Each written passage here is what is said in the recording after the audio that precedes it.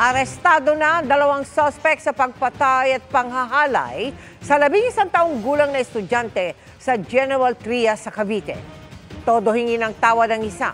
Nakapit-bahay lang ng biktima.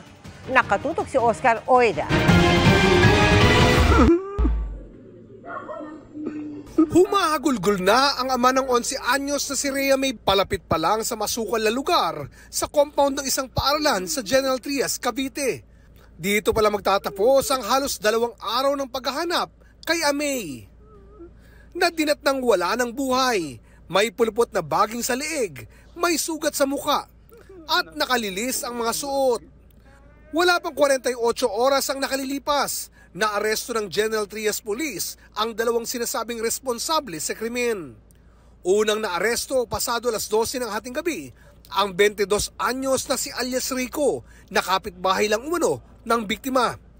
Inginuso niya kaya naaresto rin sa Barangay Navarro ang 35 anyos na construction worker na itago na lang natin sa pangalang Lito. Natukoy sila matapos makatanggap ang pulisya ng tip mula sa isang saksi na tricycle driver.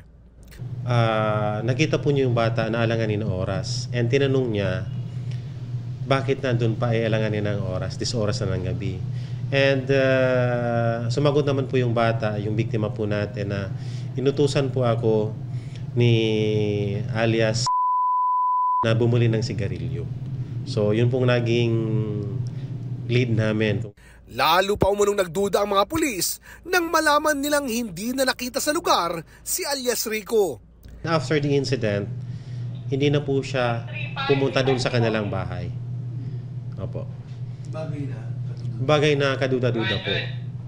Hindi na rin po siya pumasok sa kanyang trabaho.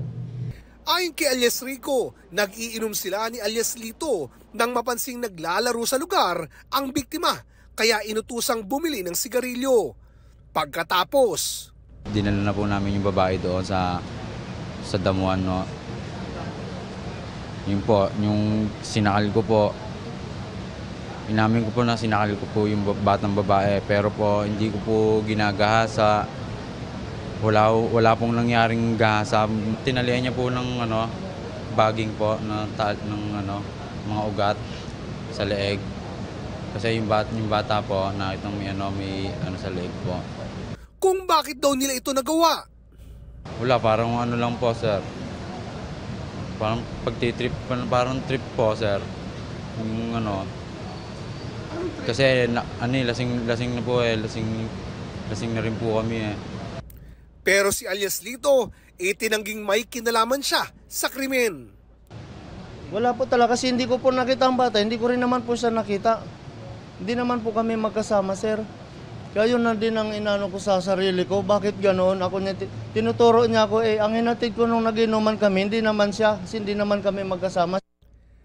Taliwas sa pahayag ni alias Rico, hindi lang pagpatay ang nangyari base sa inisyal na pagsisiyasat ng mga pulis.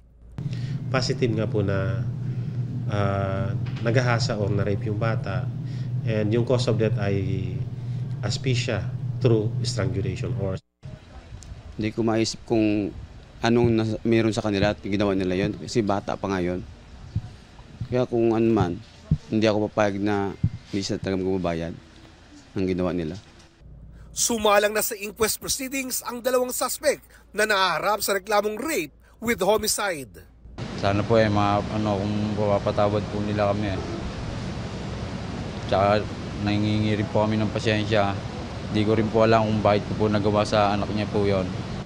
Gusto ko iparanas sa kanya yung pinaranas niya sa anak ko. Yun ang gusto ko mangyari sa kanila. Gusto ko po sana ibalik yung death penalty para sa kanilang 2. Para sa GMA Integrated News, Oscar Oida, nakatutok 24 oras.